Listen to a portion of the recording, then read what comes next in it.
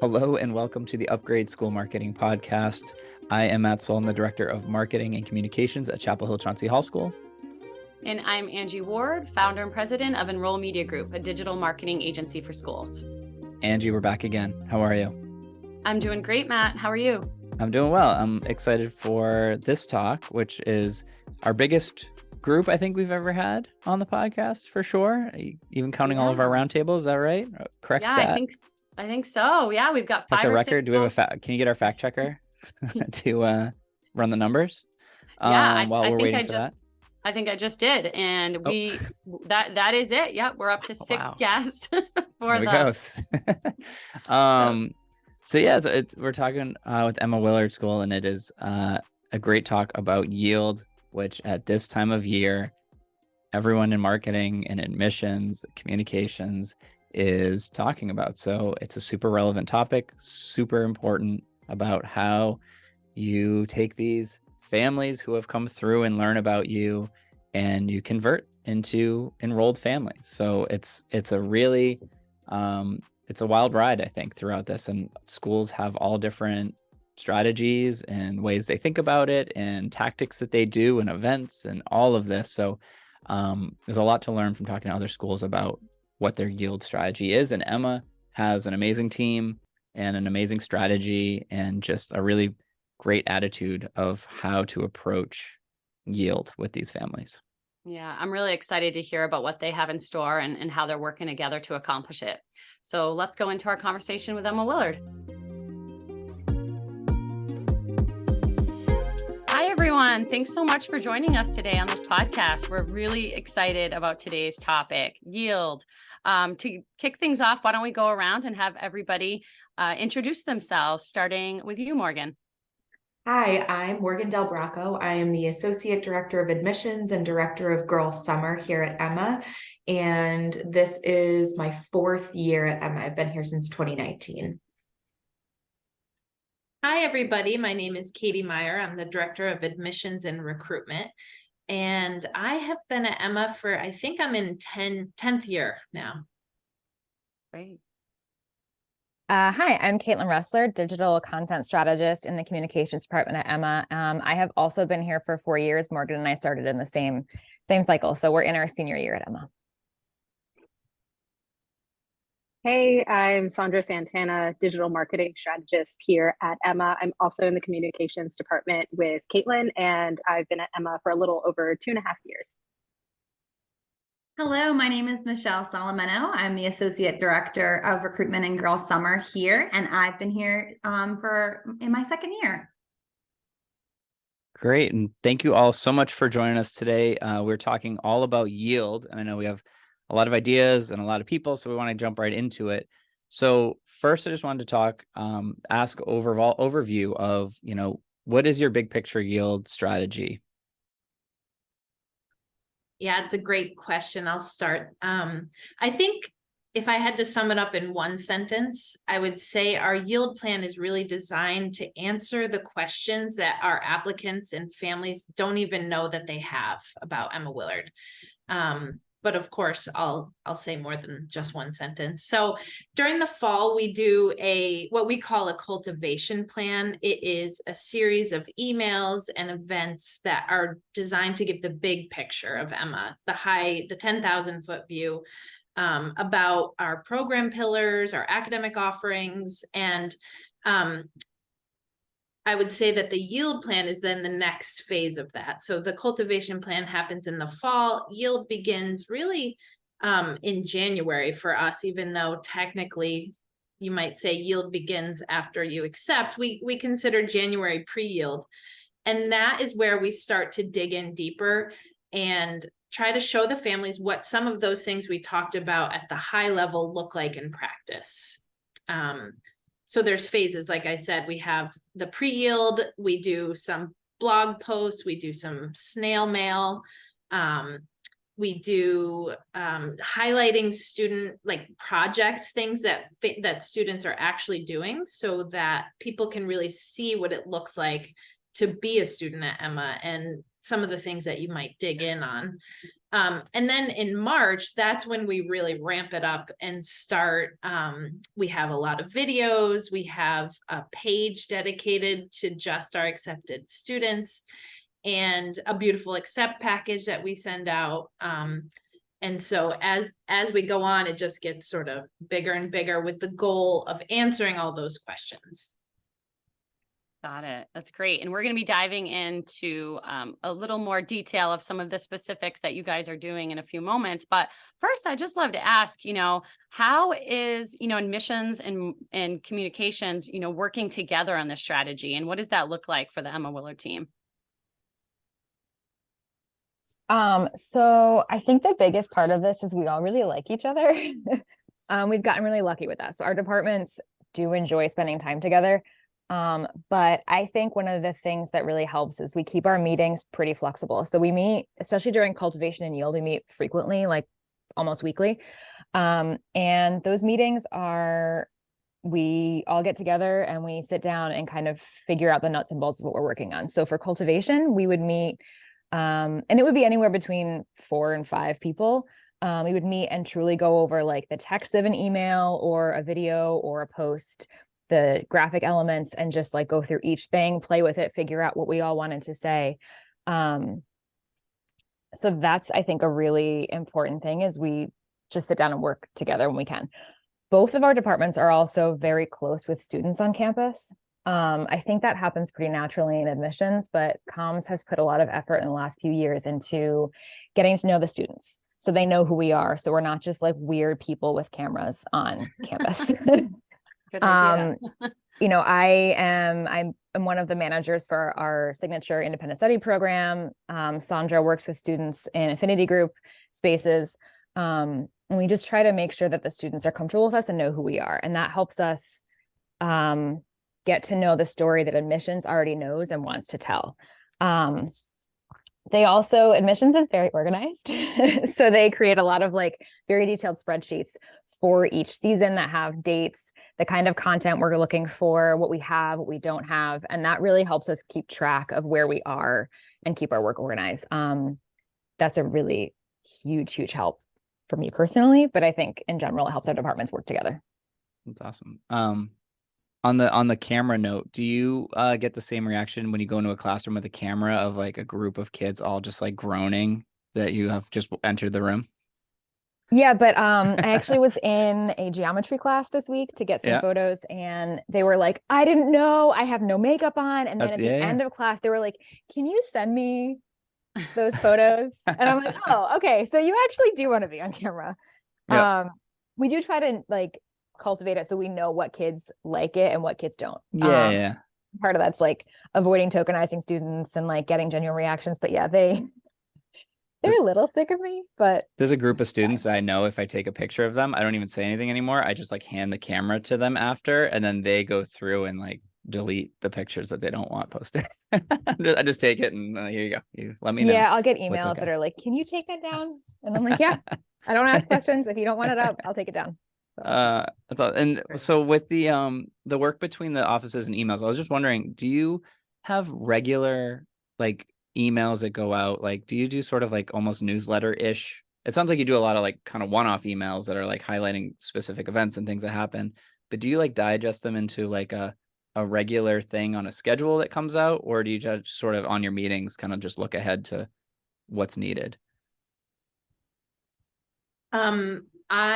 We have it all mapped out, and it's scheduled to go out every 2 or 3 weeks, I would say, throughout the fall.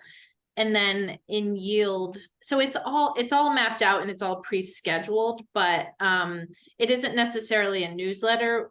It's more like a tidbit of information we want families to digest, but we want to make it super easy for them to digest. So we try to have video, lots of pictures, and few words. That's sort of our goal.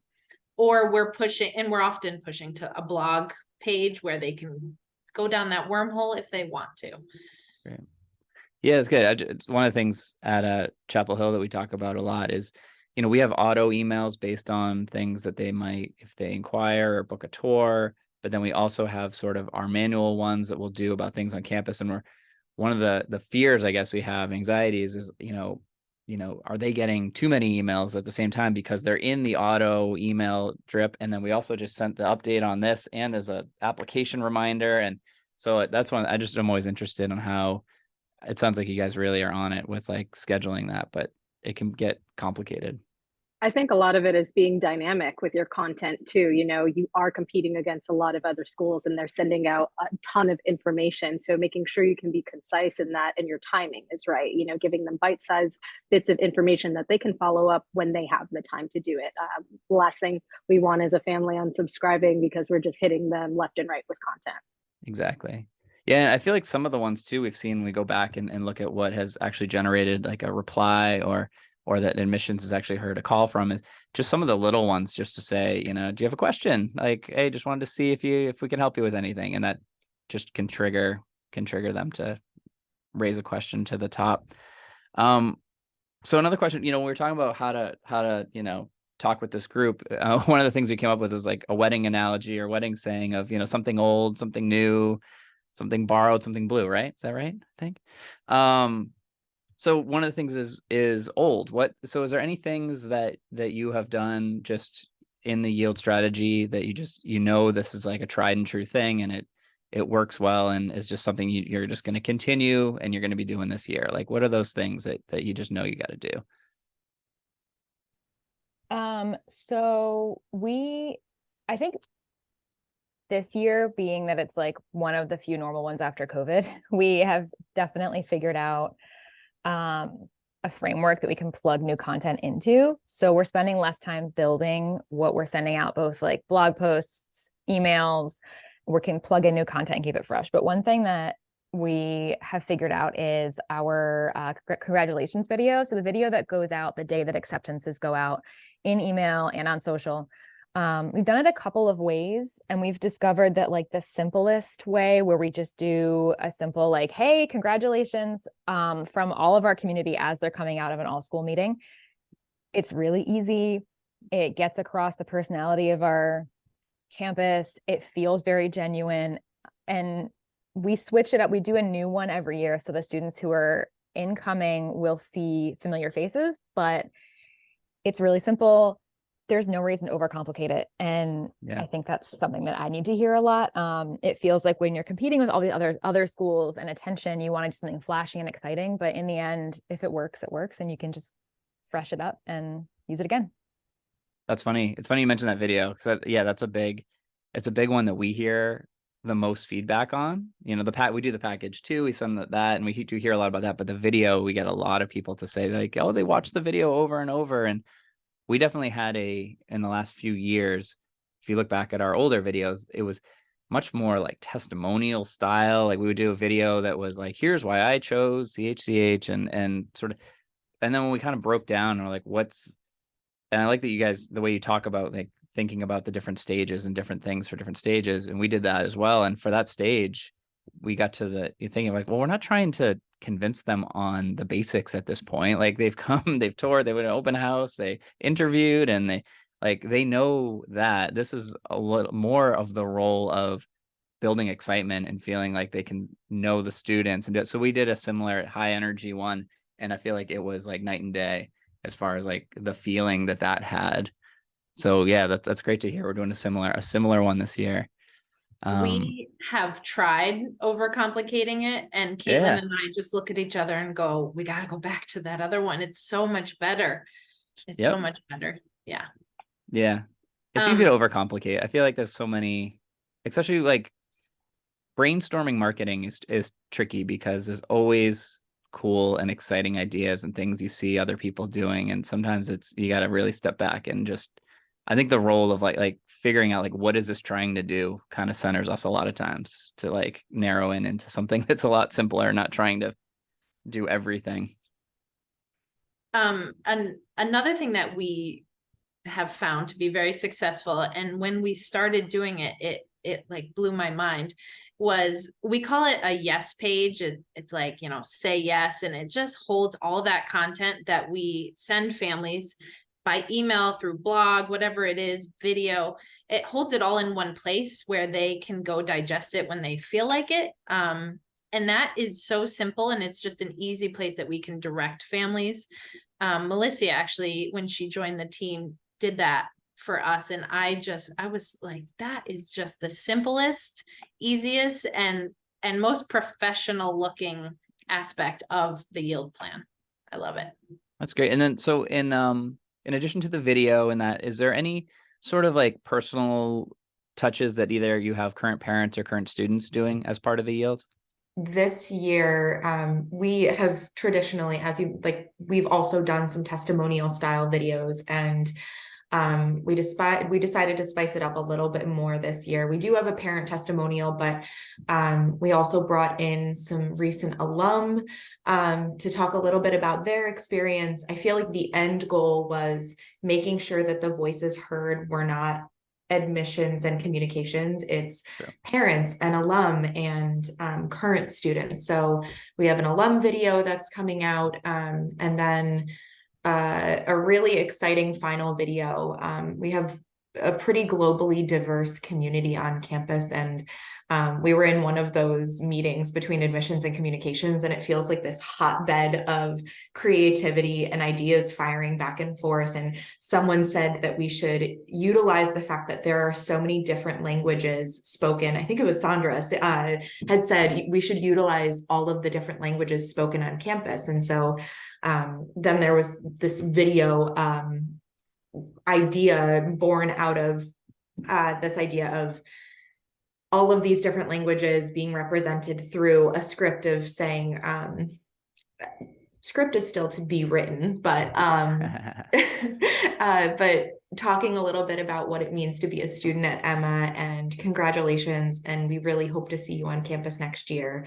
We're also utilizing social media in some different ways, and Ask Me Anything, a couple of takeovers. That's sort of like Caitlin's bread and butter for social media. I'm sure she can talk a little bit more about that as well, but making sure that the voices are continuously not our own, keeping things on brand, but prospective families are hearing from alum, parents, current students.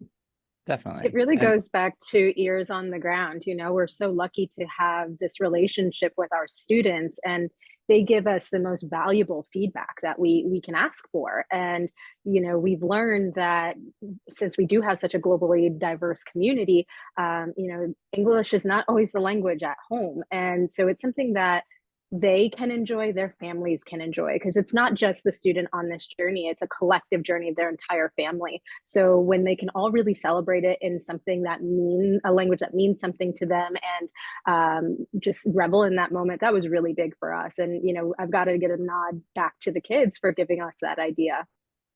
That's amazing. Yeah. And I feel like I always talk about it with Angie, is whenever our plans for marketing materials, videos, blogs, whatever it is something that's beneficial to current families and current students as well, I feel like that's like the holy grail of trying to get that, and that would do that. Like, how great would that be for a current family to see that and to see all of the different voices and to see that, and then that just leads to word of mouth. Like, I feel like it all, like the right idea in that way that's genuine just amplifies in all directions, which is amazing. That's great work.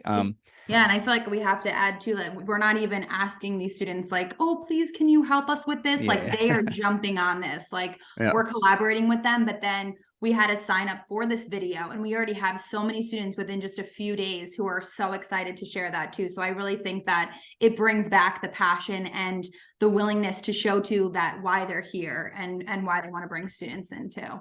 Yeah, and that was actually my follow-up, was the student involvement that you're talking about. Do you have any sort of formal group of social media team or admissions, right? Like, so how does that, Caitlin, how does that work? This is all like, I was like, ooh, I have something to say. In the terms of like thinking of like that holy grail of like current student and prospective student content of like being able to see themselves. So last year I was like, I want a TikTok.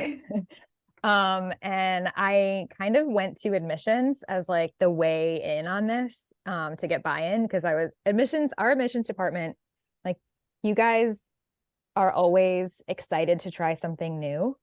So I was like, hey, I want to do TikTok, but it's really important that it lives with the students. There's nothing more embarrassing than like a millennial running a TikTok for a Gen Z thing. Sure. And I wanted it to have that really authentic student voice and feeling, because that way, you know, maybe entire families aren't always looking at the TikTok, but the student is looking at the TikTok. And so I started a TikTok cohort it started with 2 seniors who graduated last year who I had worked with on other projects. And they were kind of like, gave me ideas. We talked it out. How is this going to work? Like, how are you going to log in? How are you going to post something for approval? How is that going to work? And so we worked out a form where students can submit to a form if they want to be on the TikTok cohort. We have about 10 students on it. We asked them to provide what side of TikTok they're on and some ideas that they want to see on the Emma TikTok. And that's how we deal with the approvals, is kind of like, how fresh are their ideas? Like, do we know the student? Are they responsible? Because the idea is like, they make a TikTok, post it privately. I go in and look at it. And if it's approved, we post it publically. Oh, that's great. Yeah. So it's there's a lot of trust built in there. Yeah. But it's an entirely student run account. It's all their content. And they really give that like kind of weird, gestury, homey experience on TikTok of what their life is like.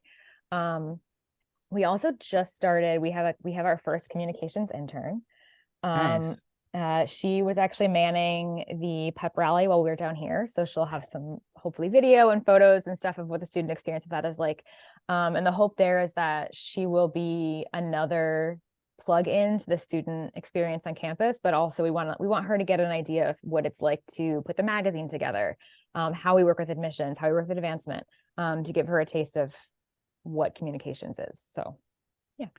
No, that's great. And I think that like genuine student involvement is a risk, but I think you have to have that risk, or else you're just putting out like pretty bland things. And I've heard directly from students to say, you know, like when I was like looking at the school, I watched a takeover and that was like what did it. Like I just saw a student, and to us, you know, it's a fun student takeover. We hope that those things are happening, but to actually hear that there was a student looking at a few different schools and they watched this one student do 8 videos during the day about their day, and that was what made them feel like that was the play. Like those are actually making like the change happen in their mind. So that's great. There's like wild value in user generated content, you know, and nobody knows these platforms better than this age group. So what better way to get active and do it the right way than hand it off to them? And admissions, I've got to take my hat off to them, because they have tapped such a great group of kids for tour guides and other student-led groups on campus. So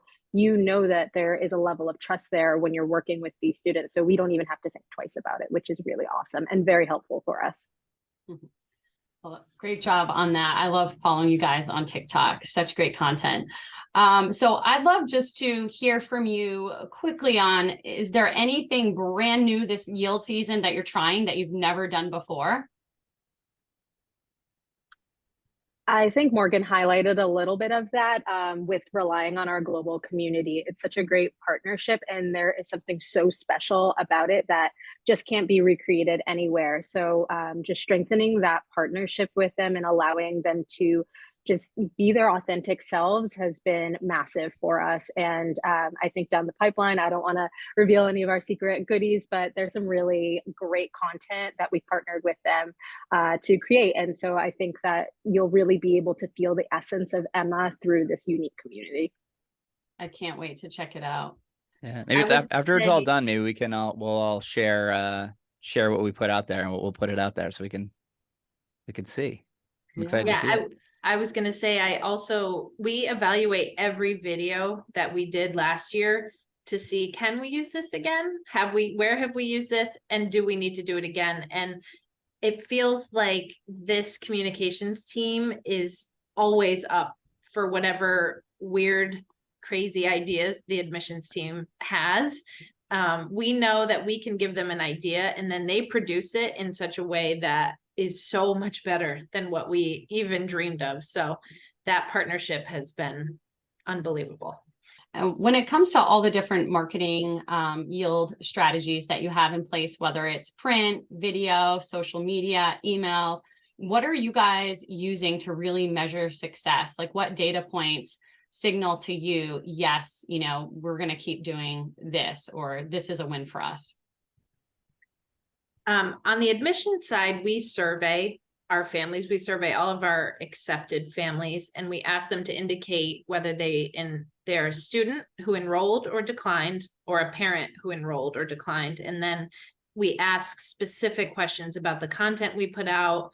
Obviously, other pieces of the application process are surveyed as well, but we get incredibly valuable information out of that survey. And I remember early on, one of the things I learned was we were putting out way too much content. And, you know, one of the things this communications team has helped me with is reducing words. Just get words out of there and put more dynamic pictures and videos in. And yeah, so I think a survey on the admission side is incredibly valuable.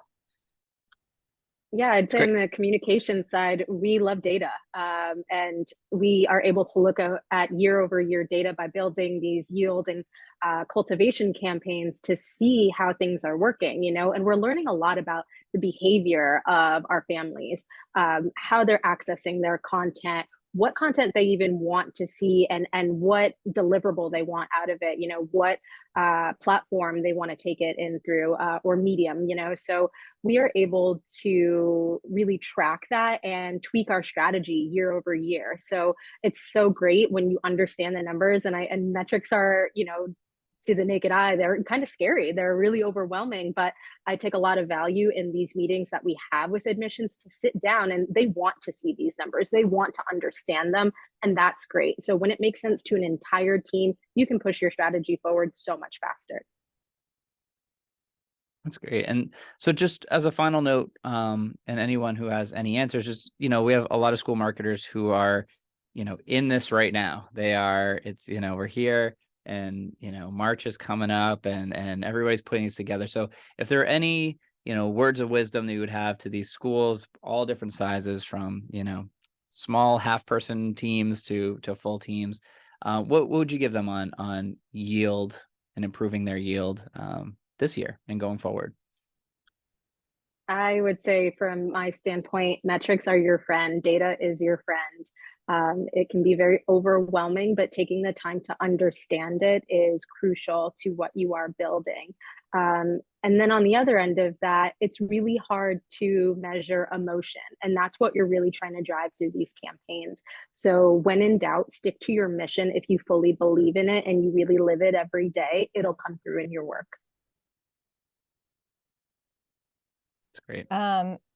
I know, like, my main thing is ends up being like content creation and what you're making. And I feel like sharing what you love about your school is always going to lead you in the right direction. Even if you're not, I mean, I'm going to assume most people love the school they're at, or support the mission. And even if you're not a parent or a student, or you haven't had the alum experience, or you haven't, the things that you see about the place that you are going to be valuable to prospective families. So I'm sure families would love, like, I'm not going to say like the details of like me in communications, I love my job because of this, but if you share the things that you love about your school, the personality, maybe it's the arts program, or just the things that you find charming about it, somebody else is also going to find what they love in that. So that consistency and being authentic and sharing your experience, but through the eyes of someone else, I think is really important. Definitely. It's good to always remember. I feel like that's always with as many tools as there are and things to review. I feel like it's really important. It sounds like you all are doing it with getting involved with students, but I feel like that is something that has always got to be top, because that is always where the best ideas come from and the most genuine things, and it's always something that current and prospective families want to see.